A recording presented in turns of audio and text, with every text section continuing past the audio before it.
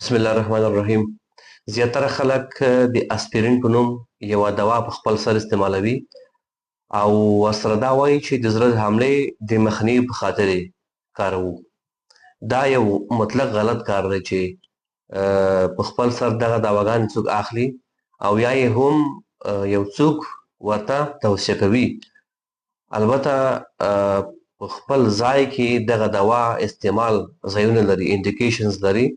هغې نه سوا چې څوک دغه دوا استعمالوي ډېر زیات خطرات لري، یعنې په دې معنا چې د دوی په بدن کې د وینې بهېدنې سبب کیږي. خدای مه کړه د دماغو د رګونو په داخل کې هم چاودنه رامنځته کیږي، خونریزي پیدا کیږي، د دماغو په داخل کې وینه بندېږي، د معدې څخه وینه دوامداره ضایع کیږي، د معدې پړسوب، د معدې سوخت دردونه پیدا کیږي. دې څخه علاوه نور مشکل هم رامنځته کیږي، د رګونو د سختوالي باعث هم کیدلی شي. لاندې درته یو فورمول ږدم په هغه خلکو کې چې دوی د زړه حملې څخه ډارېږي، فقط خپل ځان دې په دې فورمول کې واچوي.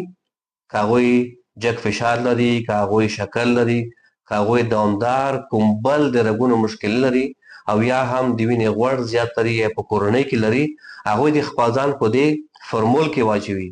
کله چې په دې فورمول کې راشي نو بیا دوی ته ښیي که چېرته په دوی کې د زړه د حملې د منځته راتګ خطر په 10 کلونو کې 10 یا د 10% څخه زیات شو، بیا دوی ته موږ دغه دوا توصیه کوو.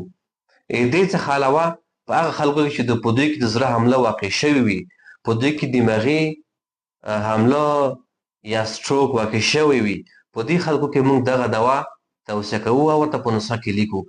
دې څخه علاوه هر هغه خلک چې دغه دوا په خپل سره اخلي ګټه نه بلکې ځان ته ډېر زیات تاوان رسوي. او دې فورمول څخه علاوه باید دوی هیڅکله دغه دوا بیرون په خپل سر استفاده نه کړي چې خدای مه کړه د دوی بدن خرابېږي او د ګټې په ځای ورته ډېر زیات نقصان پېښولی شي.